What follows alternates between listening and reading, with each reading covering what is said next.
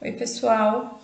Hoje nós vamos começar o conteúdo da nossa terceira atividade avaliativa, né, que são sequências e séries. E hoje a gente vai começar, então, definindo e vendo algumas propriedades e características das sequências numéricas.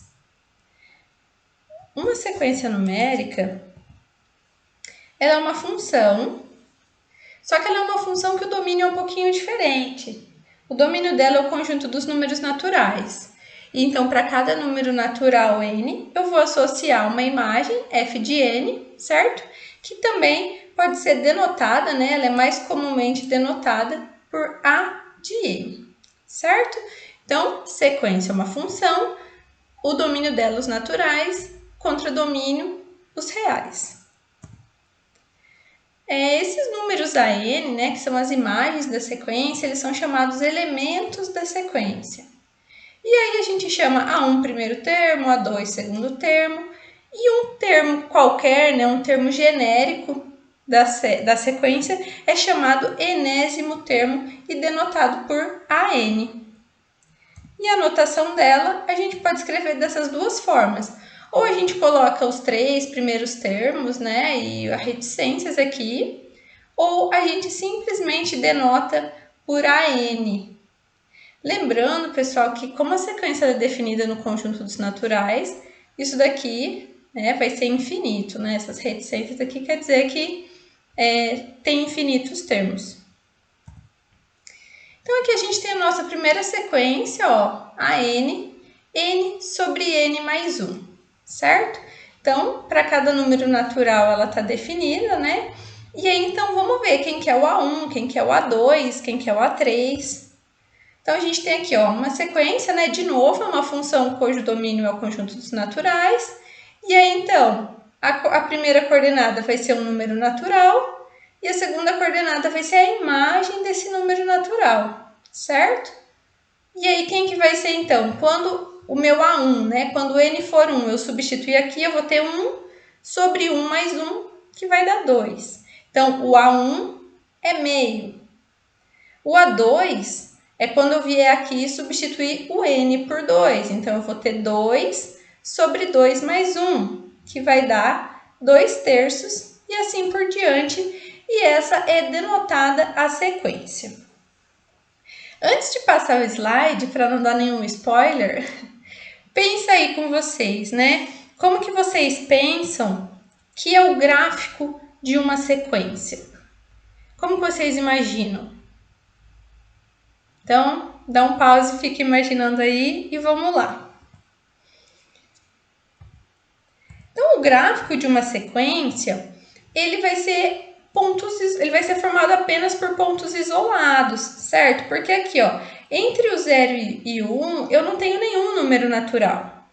Então, a gente viu que quando eu substituo o n por 1, a imagem é meio, tá? O pontinho aqui. Entre 1 e 2, eu não tenho outro número natural. Então, todo esse espaço aqui fica sem imagem, sem gráfico. Quando n é 2, a imagem é 2 terços, certo? E assim por diante. Entre o 2 e o 3 eu não tenho nenhum natural. Entre o 3 e o 4. Então, sempre o gráfico de uma sequência vai ser formado por pontos isolados, certo? E aqui, né, já falando um pouquinho, adiantando o que interessa para a gente, que é analisar o limite da sequência, né? O limite dessa sequência é 1, né? A gente tem aqui n sobre n mais 1. A gente pode colocar o n em evidência em cima e embaixo. Vai ficar n, que multiplica n, aqui entre parênteses, 1 mais 1 sobre n, e isso vai dar 1, certo? O que isso quer dizer? Que esses pontos aqui, eles vão se aproximar do 1, certo? Conforme a sequência for crescendo. Conforme o n, né, for tendendo ao infinito. A gente tem, então, a sequência, ela vai ser sempre dada no conjunto dos naturais, né, o domínio dela. E aí, os números naturais, eles podem ser divididos em 2 subconjuntos. O subconjunto dos números pares e o subconjunto dos números ímpares.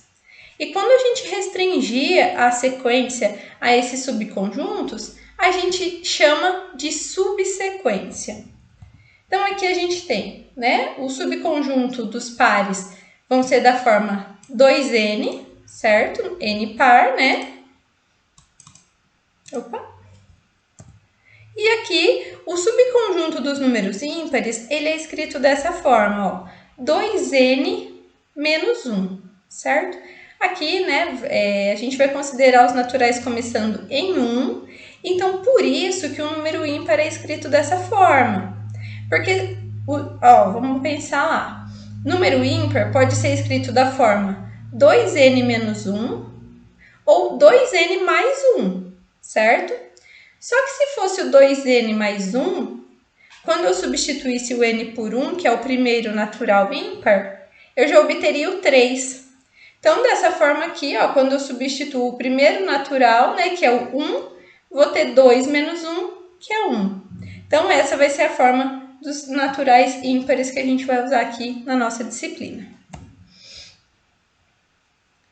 Aqui a gente tem um exemplo, né, de duas sequências para a gente identificar o termo geral, né? Termo geral, qual que é a regra dessa sequência, né? Qual que é a fórmula, né? Qual a expressão que eu posso descrever qualquer elemento dessa sequência? Então, a gente tem aqui a primeira, né? 1, meio, 1/3, 1/4. Então, a gente vê aqui que no A1 eu tenho o 1 sobre 1. No A2 eu tenho 1 sobre 2. A3, 1 sobre 3. O que isso quer dizer? Que o meu termo geral é 1 dividido pelo n, certo? Porque quando eu substituo o 1 aqui, ó, o A1 é 1. Quando eu quero saber quem que é o A2, eu vou substituir o n por 2. E assim eu obtenho essa sequência dada na letra A. Na letra B, eu tenho uma sequência que ela oscila entre 1 e menos 1. E aí, então, vamos pensar, ó, o primeiro elemento é menos 1, o segundo é 1. O que isso está mudando, né? O que pode fazer essa mudança?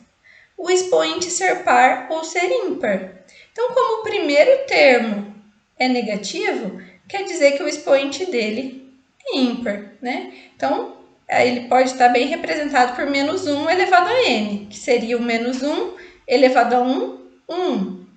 Aí vamos ver então o segundo termo. Menos 1 ao quadrado é 1, que é o segundo termo. Menos 1 ao cubo, menos 1. E assim por diante, certo? E aí, a gente vai analisar aqui convergência de sequência. A gente vai analisar se uma sequência converge ou não, se ela converge para algum ponto, né, para algum valor real. E a gente vai analisar isso considerando o limite dessa sequência. Então, essa definição aqui vai apresentar o limite de uma sequência para vocês, né? Então, o número real L é limite de uma sequência N, ou ainda a gente pode dizer que a sequência AN converge para L. Quando isso daqui acontece, né? Para cada epsilon maior do que 0, existe um índice natural, né? Tal que o módulo de AN menos L é menor que epsilon a partir desse índice natural. Então, quero falar algumas coisas aqui para vocês.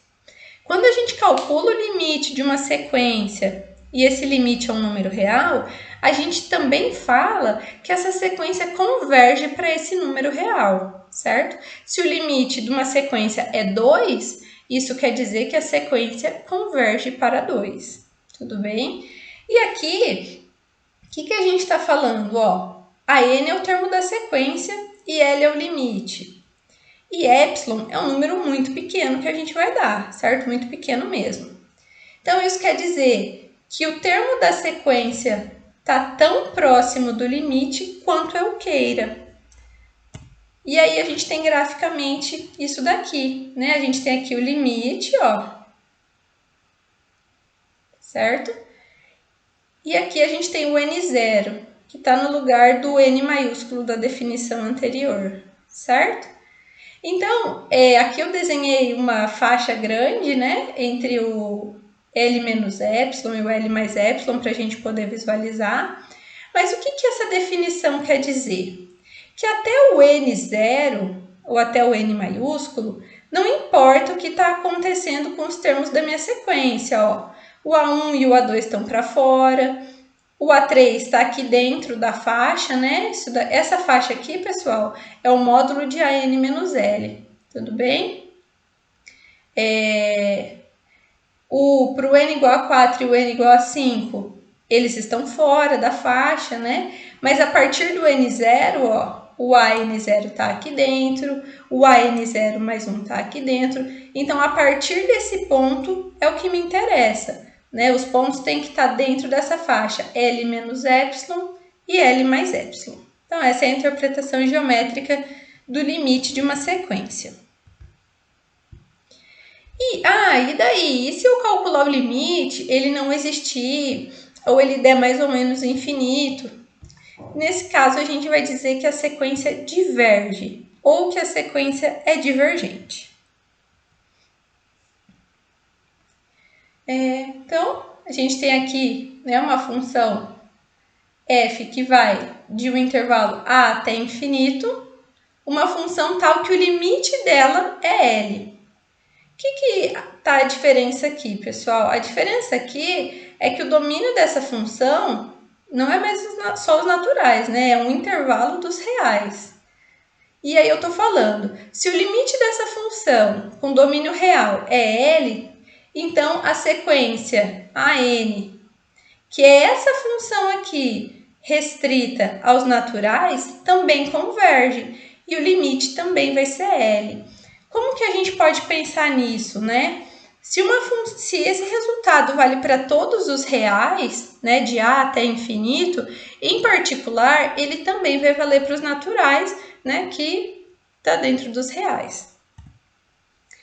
Então, aqui a gente tem, ó, para cada epsilon vai existir um índice M, tal que a partir desse índice, o módulo de f de x menos L é menor que epsilon, certo? Estou escrevendo aqui a definição do limite de f de x é L.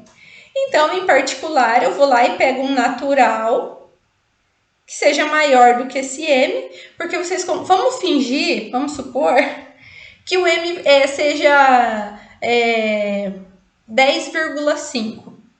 Esse M não é um natural, mas eu sei que a partir de 10,5 isso está valendo. Então, eu pego o natural 11, certo? E faço a mesma regra. Então, se isso vale para o 10,5, para o 11, para o 12, para o 13 também vai valer. Então, né, o AN é a f de n, né, a f restrita aos naturais. A n menos L é igual à função aplicada em n menos L, que é menor que epsilon. Ou seja, o limite da sequência é L. Isso daqui, pessoal, a gente vai usar bastante esse resultado implicitamente quando a gente for usar algumas regras, tá bom? Então, ele é um resultado bem importante, né? Para validar as nossas continhas aí mais para frente. E aí, então, aqui, primeiro exemplo, né? Para analisar a convergência de sequência, a gente tem aqui um n ao quadrado, 2n mais 1, vezes o seno de π sobre n. Então, analisar a convergência de sequência, né? Falei para vocês, a gente vai analisar o limite dessa sequência. Então, a gente tem aqui, né, o limite do termo geral, certo? O AN, né? N ao quadrado sobre 2n mais 1 seno de π sobre n. E aí, o que acontece? A gente tem aqui, ó, esse termo, quando n vai para infinito, porque o termo dominante está aqui, o n ao quadrado. Então, essa função racional aqui está indo para infinito. E esse seno, ó, π sobre n, quando n vai para infinito, vai para zero. Então, eu tenho seno de 0, 0. O que acontece aqui? Infinito vezes zero, certo? Então, a gente vai reescrever esse termo geral. Porque a gente vai querer obter uma indeterminação do tipo 0 sobre 0 ou infinito sobre infinito. Então, eu vou escrever aqui, ó, vou deixar o seno aqui no numerador e vou dividir pelo inverso do que está multiplicando. Porque olha aqui, se eu resolver essa divisão de frações, o que eu vou fazer? Fixar o de cima e multiplicar pelo inverso do de baixo. E então eu volto aqui. Então essa é a primeira dica, né? Esse exemplo anota aí. Dica, né? Quando a gente tem infinito vezes zero, a gente tenta reescrever da forma infinito sobre infinito ou zero sobre zero, certo? E aí aqui a gente pode usar a regra de L'Hopital. E para usar a regra de L'Hopital, a gente vai usar o teorema anterior, porque nos naturais a gente não vai conseguir derivar, mas a gente consegue derivar em x, certo? Então, formalmente, a gente deriva em x, se isso valeu, né, para os reais, então vai valer para os naturais também. E aí, por um abuso de linguagem, vocês podem fazer direto aqui, tudo bem? A gente deriva isso aqui, coloca o 1 sobre n ao quadrado em evidência. Simplificando, a gente obtém essa expressão aqui, certo? Desse passo para o último, eu coloquei menos 1 sobre n ao quadrado em evidência, certo? Então, vai sobrar aqui. Π sobre n, quando n vai para infinito, vai dar zero. Cosseno de zero, 1. 1 vezes π, π. 2 sobre n, quando n vai para infinito, 0. 2 mais 0, 2. Então, esse limite é igual a π sobre 2. O que a gente pode concluir, então? Que a sequência converge e converge para π sobre 2. Certo? E esse teorema aqui também vai ser uma outra forma da gente analisar a convergência de sequência, né? Que ele fala assim, uma sequência n converge para L, C e somente C, as subsequências dos pares e dos ímpares também convergem para L. Então, como que é uma forma desse teorema ser bem interessante para a gente? A gente mostrar que ou a subsequência par ou a subsequência ímpar não converge. Então, a gente consegue garantir que a sequência também não converge, certo? Então, aqui, ó, analise a convergência da sequência, menos 1 elevado a n menos 1 vezes essa função aqui. Então, o que é a dica aqui, né? Esse termo oscilante. Sempre que a gente tiver sequência com termo oscilante, a gente pode pensar em subsequência para o ímpar, porque é o que vai mudar o sinal, né? Aqui, se o meu expoente é par, vai dar 1. Se o expoente é ímpar, vai dar menos 1. Então, vamos abrir essa função para o caso n par e para o caso n ímpar. Então, se o n for par, eu vou ter aqui menos 1 elevado a um número par vai dar 1, 1 menos 1 vai dar 0. Então, se o n é par, está aqui na segunda linha, o AN vale 0. Se o n é ímpar, eu vou ter menos 1, que vai dar menos 2, vezes essa função racional, certo? E aí, o que a gente, né, o teorema anterior acabou de garantir para a gente? Que o limite de uma sequência é L, C e somente C, as subsequências par e ímpar convergem para o mesmo número. Então, se a gente provar que as subsequências convergem para números diferentes, a gente garante que a sequência toda não converge. Então, ó, quando o n é ímpar, a gente vai ter essa função aqui, certo? Multipliquei aqui pelo menos 2. E aí, a gente vai fazer o quê? A gente vai colocar o n ao quadrado aqui em evidência, certo? Então, vai ficar, né, n ao quadrado, menos 6, menos 4 sobre n ao quadrado. Sobre n ao quadrado, vai sobrar só o menos 6. Certo? Então, aqui tá faltando um sinalzinho de menos. Beleza? Então, se o n é ímpar, o limite vai ser menos 6. Se o n for par, o AN é 0. Certo? O limite de 0 é 0. Então, quer dizer que a subsequência dos ímpares está indo para menos 6 e a subsequência dos naturais pares está indo para 0. Então, pelo teorema, né, que a gente viu, a sequência vai ser divergente. Mais um exemplo aqui, a sequência seno de n ela diverge, porque não existe o limite de seno de n quando n tende a infinito, né? O n vai ficar oscilando. O n vai tender a infinito e a seno vai ficar oscilando, né? Pensa numa função seno. Ela não tem limite. Próximo exemplo, a gente tem aqui analisar a convergência de n, 1 menos cosseno de 1 sobre n. Então, só ressaltar aqui uma diferença também, pessoal. No exemplo 5, o n tende a infinito e é só n. Aqui, o argumento do cosseno é 1 sobre n. Então, quando n tende a infinito, isso aqui vai para zero.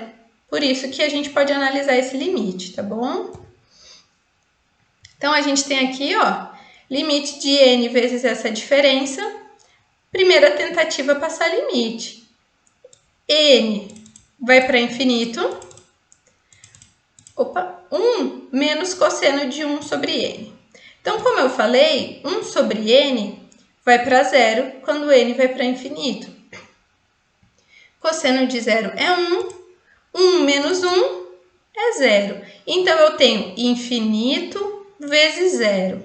De novo, essa indeterminação não serve muito para a gente, porque a gente não consegue aplicar a regra de L'Hopital. O que a gente vai fazer? Reescrever isso como zero sobre zero ou como infinito sobre infinito. Então, aqui eu mantive o 1 menos cosseno. E esse n que estava multiplicando, eu passei ele dividindo como uma fração. Então, ó, se eu fixar aqui a fração de cima e multiplicar pelo inverso da de baixo, eu volto no que eu tinha anteriormente, certo? Agora sim, eu tenho zero sobre zero e posso aplicar a regra de L'Hopital. Simplificando aqui, né, esses dois termos, seno de 1 sobre n. Quando n tende a infinito, 1 sobre n vai para zero, seno de zero é zero. Então, a sequência do exemplo 6, ela converge e converge para zero. Mais um exemplo aqui, analisar a convergência da sequência. Primeira coisa, né? Vamos tentar passar o limite. Então, esse n aqui está indo para zero. 1 sobre n, esse n aqui está indo para infinito. 1 sobre n, quando n vai para infinito, vai para zero.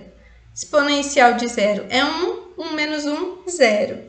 Então, de novo, a gente tem aquela indeterminação infinito vezes zero, que não serve muito. De novo, vamos reescrever isso como zero sobre zero. Então, esse termo aqui que está multiplicando, eu reescrevo ele dividindo como uma fração, certo? Aplico a regra de L'Hopital aqui, vou simplificar esses dois termos, vai me sobrar exponencial de 1 sobre n. Quando n vai para infinito, esse expoente vai para zero, exponencial de zero é 1. Então, essa sequência converge e converge para 1. Então, esse daqui, né, esse exemplo, também, né, a mesma coisa, calcular a convergência de sequência, vamos analisar o limite. Então, aqui eu coloquei o n em evidência no numerador e no denominador, certo? Vou simplificar ele e eu vou ficar com esses termos aqui, ó. 1 mais 2 sobre n elevado a n e 1 mais 1 sobre n elevado a n. Isso daqui são limites fundamentais que vocês viram lá no cálculo 1, certo? Não sei se vocês lembram, né? Mas é por isso que o exemplo está aqui, para lembrar essa propriedade para vocês. Então, o limite de 1 mais 2 sobre n elevado a n é e ao quadrado. Esse 2, pessoal, está relacionado com o numerador aqui, certo? Então, se aqui fosse 3 sobre n, aqui seria e ao cubo. Né? Aqui no de baixo, eu tenho 1 sobre n. Então, o limite é e elevado a 1, certo? Se vocês não lembram aí, dá uma olhadinha no livro lá de cálculo 1 que vocês vão relembrar. E aí, simplificando, o limite dessa sequência dá e. Então, o que a gente pode concluir? Que a sequência converge e converge para e. Então, a gente viu essas sequências, né, até agora, que eu já dava o termo geral, né, o exercício, o livro vai dar o termo geral para vocês. E a gente também tem as sequências recursivas. O que isso quer dizer? Quer dizer que o próximo termo depende do anterior, certo? E um exemplo bem comum, né, dessa sequência é a sequência de Fibonacci. Então, o A1 vale 1, o A2 vale 1 também, e a partir do 3 vai ser a soma dos dois elementos anteriores. Então, aqui, né, ó, quando eu substituir o N por 1, vai dar o F de 3, ou A3, que ele vai ser a F de 1 mais a F de 2. Quando eu for calcular a F de 4, vai ser a F de 2 mais a F de 3. E essa é denominada uma sequência recursiva, e esse daqui são os elementos dela, né? A imagem dessa sequência. Então, a gente tem aqui um exemplo de sequência recursiva. O primeiro termo é 5, e a partir do segundo, ele vai ser a raiz quadrada do anterior. E aí o exercício pede para que a gente obtenha o termo geral dessa sequência e analise a convergência dela. Então, vamos escrever, né? Quem que são esses termos para a gente achar uma regularidade. Então, sempre que a gente pensa em sequência, a gente está observando regularidades, a gente está observando coisas que vão se repetir. Então, o primeiro termo é 5, né? É definido dessa forma. O segundo termo vai ser a raiz do anterior, raiz de 5, que também posso escrever como 5 elevado a meio. O A3 é raiz do A2 e o A2 é a raiz do A1, certo? Então, aqui está a raiz e aqui dentro está o A2, que é o raiz de 5. Então, isso é o 5 elevado a 1 quarto. O A4 vai ser raiz do A3, que é a raiz da raiz de 5, que é 5 elevado a 1 sobre 8.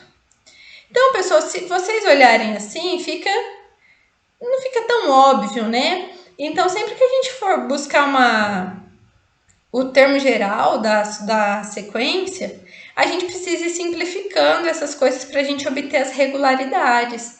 Então, se aqui está elevado a meio, será que esses outros dois termos eu também não consigo escrever elevado a meio? Esse 1 quarto, ele é meio ao quadrado. Esse 1 oitavo, ele é meio elevado ao cubo, certo?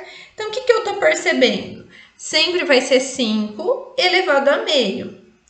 E o expoente desse meio é 1 a menos que o termo. Então, aqui eu tenho o n igual a 2, o meu expoente é 1. Aqui eu tenho o A3, o meu expoente é 2. Aqui eu tenho n igual a 4, o meu expoente é 3. Então, quando eu tiver o n geral, eu vou ter 5 elevado a meio, e o expoente desse meio vai ser, então, o n menos 1, certo?